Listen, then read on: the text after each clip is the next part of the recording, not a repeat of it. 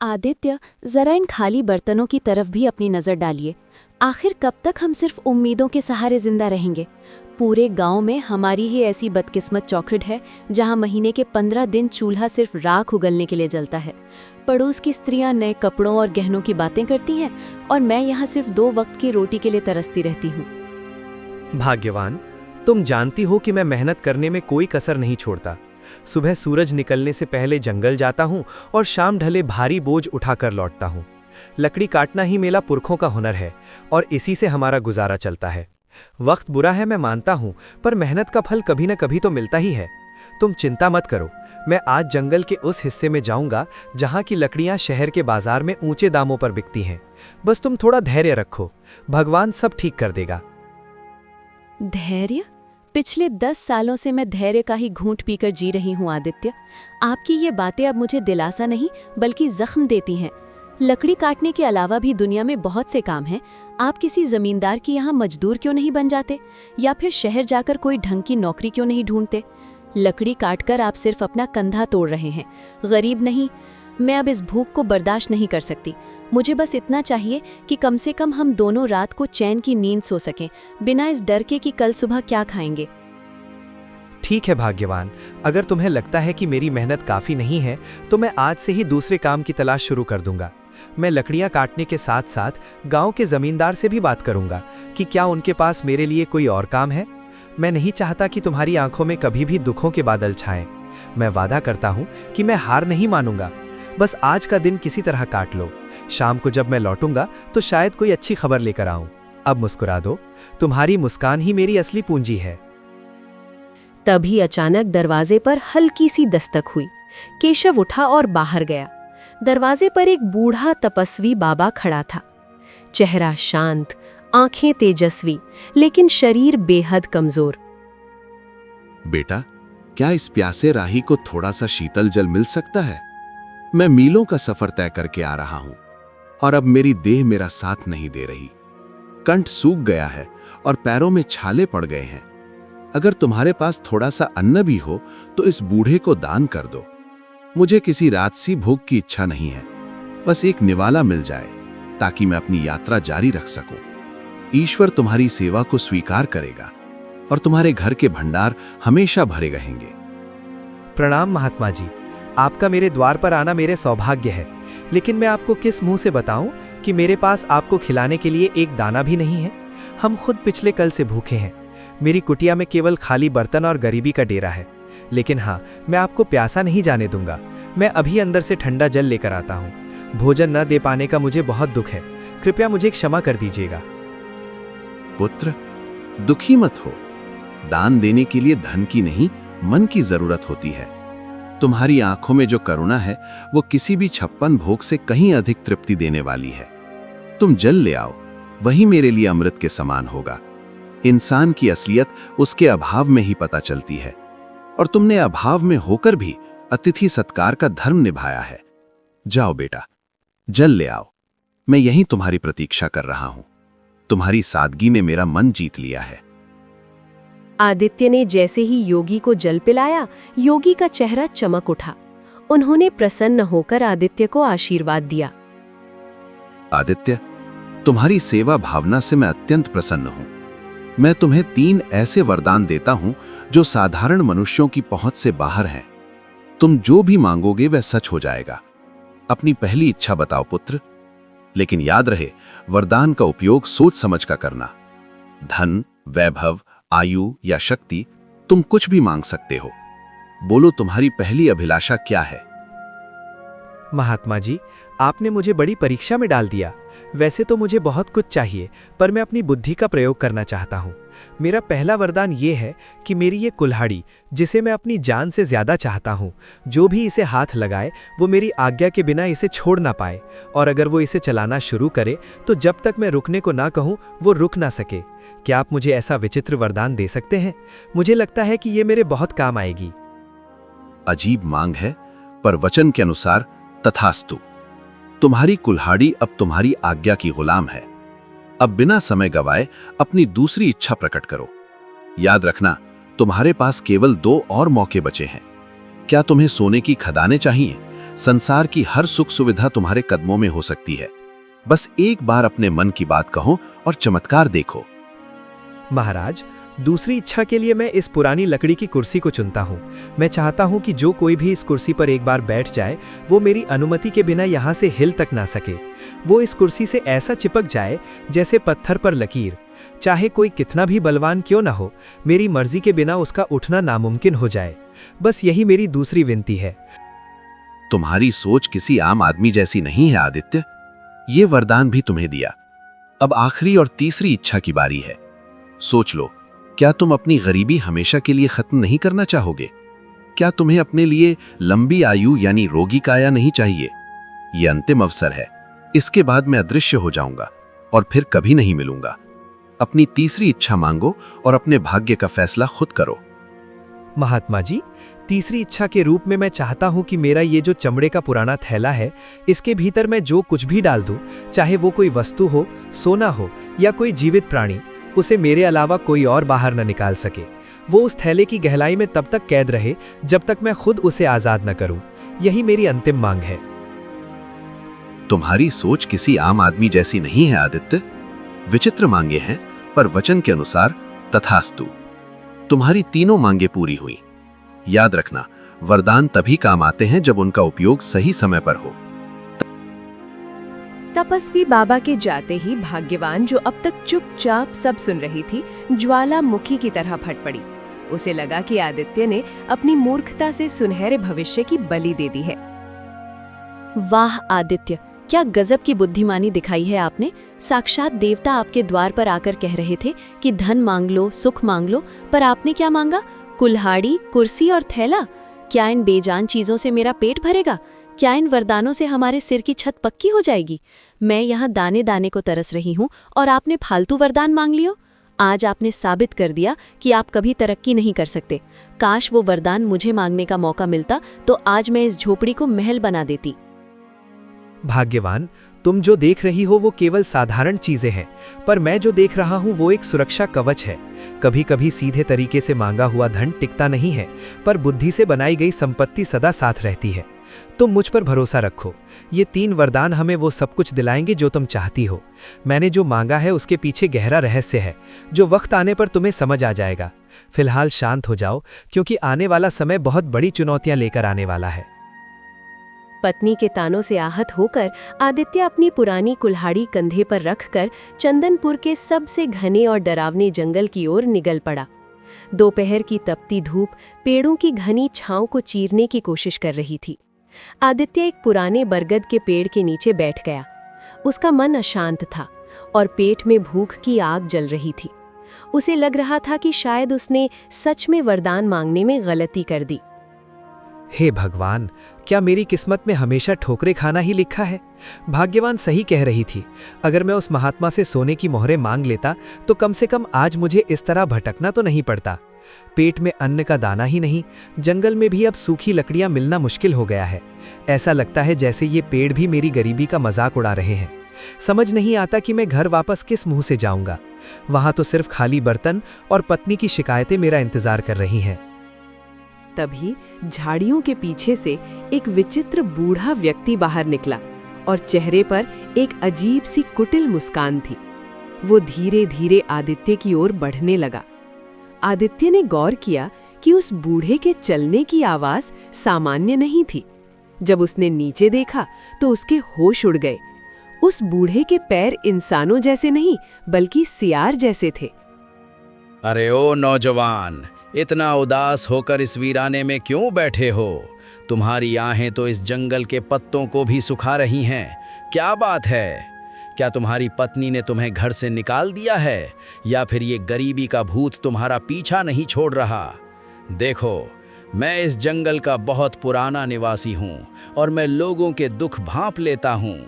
तुम्हारी हालत देखकर मुझे तुम पर दया आ रही है। अगर तुम चाहो तो मैं तुम्हारी सारी दरिद्रता एक पल में दूर कर सकता हूँ। बस तुम्हें मेरी एक छोटी सी शर्त माननी होगी। बोलो, क्या तुम अपनी किस्मत बदलना चाहते हो? प्रणाम महानुभाव, आप अचानक इस घने जंगल में कहां से आ गए? और आपको कैसे पता चला कि मैं अपनी पत्नी से परेशान होकर यहाँ बैठा हूँ? आपकी बातें सुनकर मुझे थोड़ा अजीब लग रहा है। और ये आपके पैर, आप कोई साधारण मनुष्य तो नहीं लगते? कहीं आप वही मायावी राक्षस तो नहीं जिसकी कहानियां हमारे बुजुर्ग सुनाया करते थे, जो लोगों को लालच देकर उनका सब कुछ छीन लेता है? मुझे आपसे बात करने में डर लग रहा है। फिर भी मेरी जिज्ञासा शांत कीजिए कि आप आखिर कौन और मुझसे क्या चाहते हैं? हा, तुम तो बहुत चतुर निकले लकड़हारे।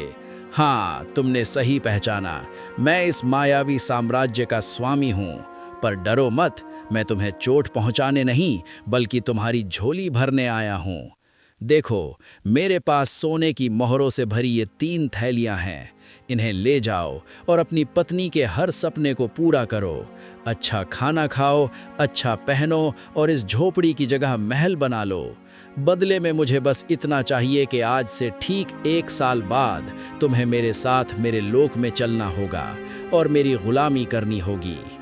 1 साल की पूरी आज़ादी और बेहिसाब दौलत। सोच लो, सौदा बुरा नहीं है। आदित्य समझ गया था कि ये शैतानी राक्षस उसे अपनी जाल में फंसाना चाहता है, लेकिन घर की गरीबी और भाग्यवान के तानों को याद कर उसका मन डोल गया।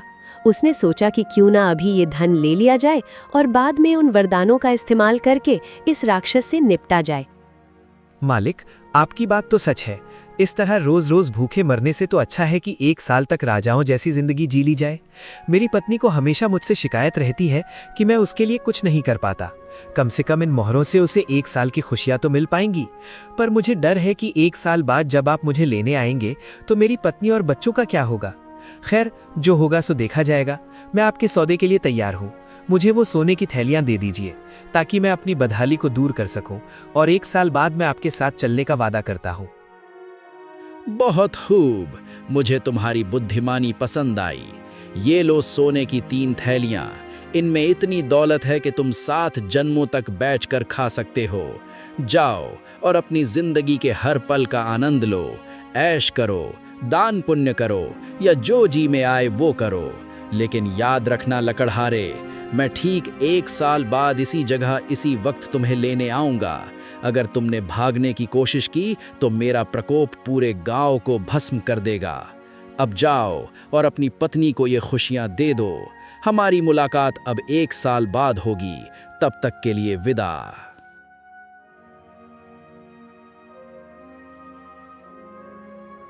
आदित्य भारी मन और भारी थैलियों के साथ घर लौटा। उसने रास्ते से ढेर सारी मिठाइयाँ, फल, मछली और नए कपड़े खरीदे।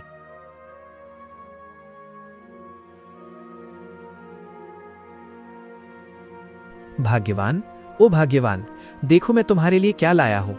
अब तुम्हें कभी भूखा नहीं सोना पड़ेगा और ना ही उन फटे हुए कपड़ों में रहना होगा।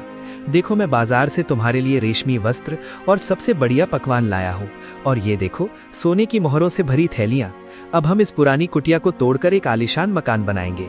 पूरे चंदनपुर में हमारे जैसा अमीर कोई नहीं होगा।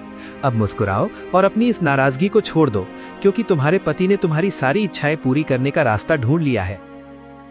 अरे, ये सब क्या है आदित्य? सुबह तो आपके पास एक कौड़ी नहीं थी और अभी दोपहर ढलते ही आप सोने की थैलियां लेकर आ गए। क्या आपने कहीं चोरी की है या किसी का खून किया है? इतने सारे पैसे आपको भला कौन दे सकता है? और ये मिठाइयाँ, ये कपड़े, मेरा तो सिर चकरा रहा है। मुझे सच सच बताइए कि ये धन कहाँ से आया है? कहीं ऐसा ना हो कि इन सुखों के बदले हमें कोई बहुत बड़ी कीमत चुकानी पड़े। मुझे आपकी आंखों में वो खुशी नहीं दिख रही जो इतनी दौलत मिलने पर होनी चाहिए। आप कुछ छुपा रहे हैं ना? भाग्यवान, तुम बहुत सवाल पूछती हो।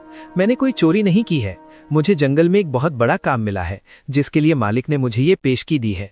उन्होंने कहा है कि मैं 1 साल तक आराम करूं और फिर उनके काम पर लौटूं। बस तुम इतना समझ लो कि अब हमारे अच्छे दिन आ गए हैं।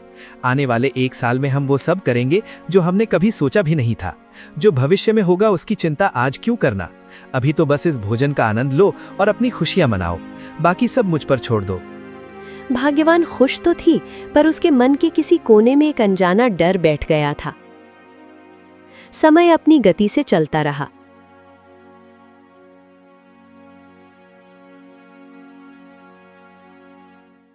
आदित्य, आज साल का आखिरी दिन है और आप सुबह से पागलों की तरह इस पुरानी कुल्हाड़ी को क्यों घूर रहे हैं?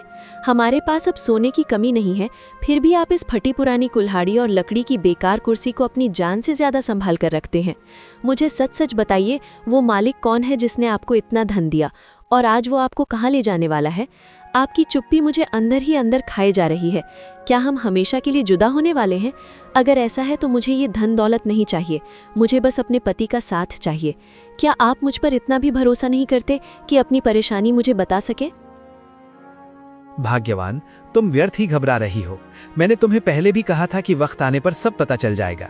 आज वो घड़ी आ गई है। जो धन हम पिछले 1 साल से इस्तेमाल कर रहे हैं वो कोई साधारण धन नहीं था। उसे पाने के लिए मैंने अपनी जान का सौदा किया है। लेकिन घबराओ मत, मैंने उस महात्मा से जो 3 वरदान मांगे थे वो आज हमारी रक्षा करेंगे। तुम बस इतना करो कि जब वो अतिथि यहाँ आए तो तुम घर के अंदर रहना और चाहे जो हो जाए बाहर मत आना। आज मैं दिखा दूंगा कि एक साधारण इंसान की बुद्धि बड़े से बड़े मायावी को कैसे परास्त कर सकती है। बस मुझ पर विश्वास रखो और प्रार्थना करो। वो बूढ़ा आदमी अब अपने असली रूप में था, एक भीमकाय राक्षस जिसकी आंखों से अंगारे बरस रहे थे।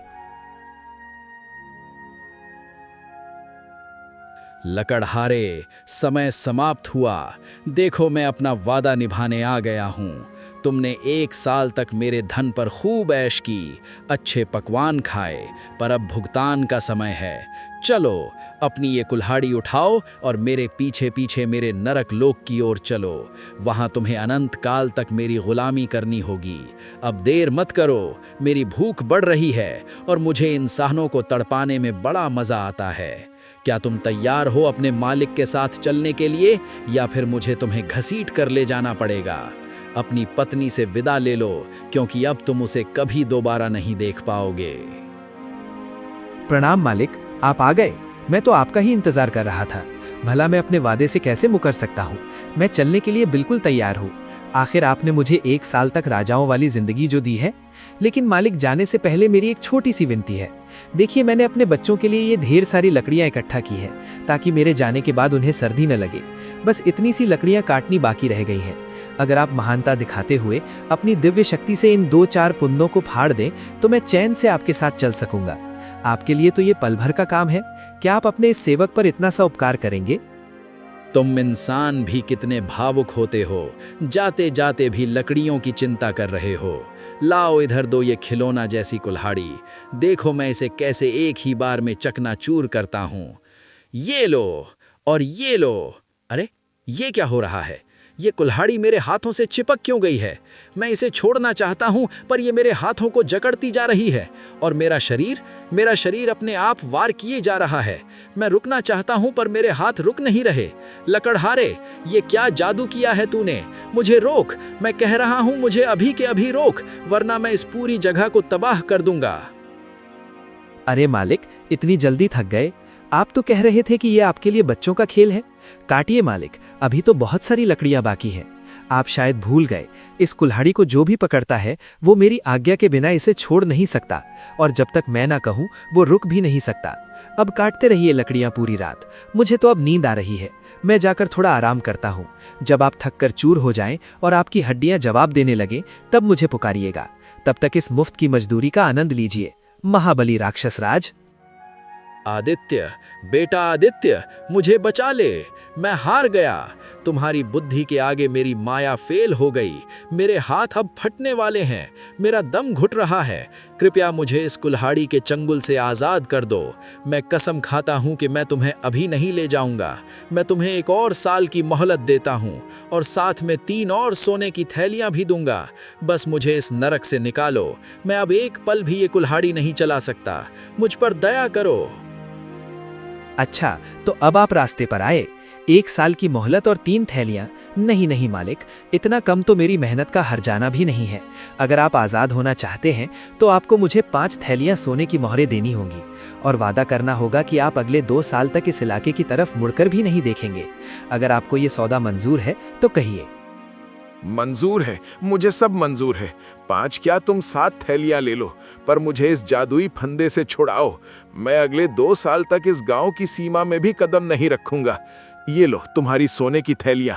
मैंने अपनी माया से उन्हें तुम्हारे आंगन में प्रकट कर दिया है। अब बस इस कुल्हाड़ी को रुकने को कहो। मेरी शक्ति अब जवाब दे रही है। आदित्य ने कुल्हाड़ी को रुकने का आदेश दिया। कुल्हाड़ी तुरंत राक्षस के हाथ से छूटकर गिर गई। राक्षस बिना पीछे मुड़े वहां से भाग खड़ा हुआ। समय का पहिया अपनी गति से चलता रहा और देखते ही देखते 2 साल का लंबा अरसा बीत गया। आदित्य, आज 2 साल पूरे होने को हैं। पिछली बार आपने उस राक्षस को अपनी जादुई कुल्हाड़ी से धूल चटा दी थी, लेकिन मुझे डर है कि वो इस बार और भी ज्यादा तैयारी के साथ आएगा। क्या आपको नहीं लगता कि हमें ये गांव छोड़कर कहीं दूर चले जाना चाहिए? ये ऐशो आराम, ये महल सब बेकार है अगर आप सुरक्षित नहीं हैं। मेरी रातों की नींद उड़ गई है।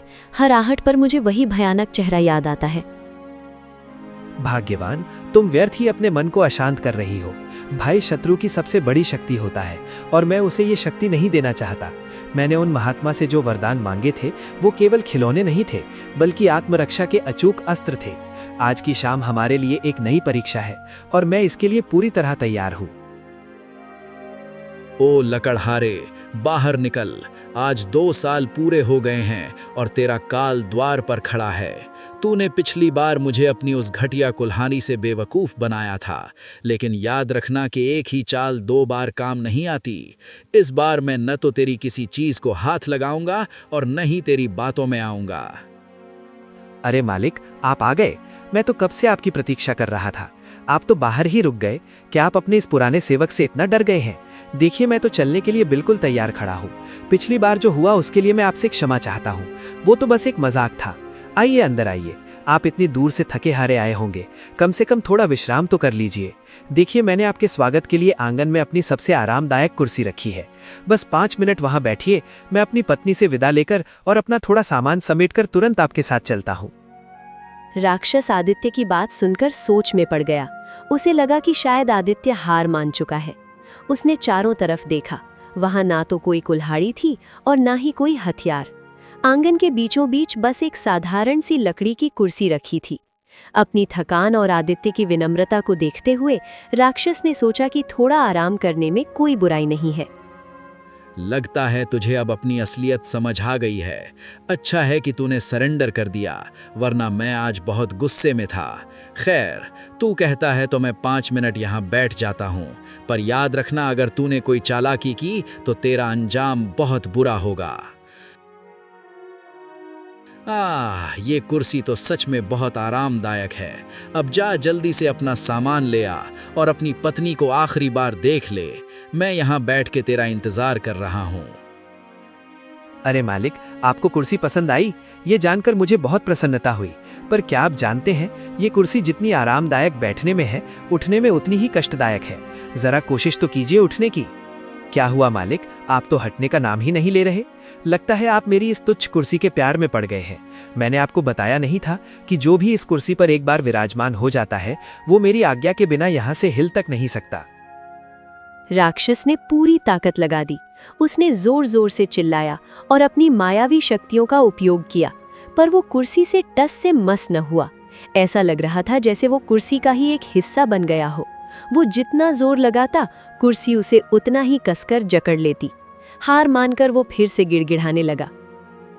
आदित्य, ये तूने फिर से मेरे साथ क्या किया? मुझे छोड़ दे। मैं इस कुर्सी से चिपक गया हूँ। मेरी हड्डियाँ चटक रही हैं। मुझे लगा था तू सुधर गया होगा, पर तू तो पहले से भी ज्यादा खतरनाक निकला।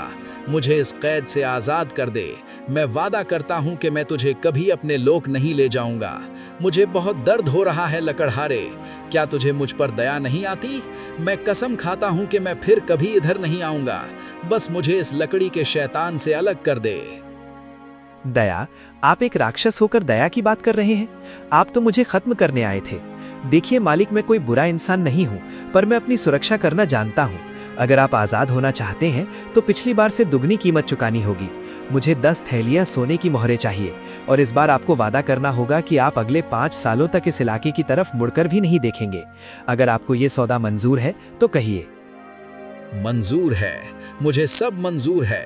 10 क्या, मैं तुझे 20 थैलियां दूंगा। बस मुझे यहाँ से उठा।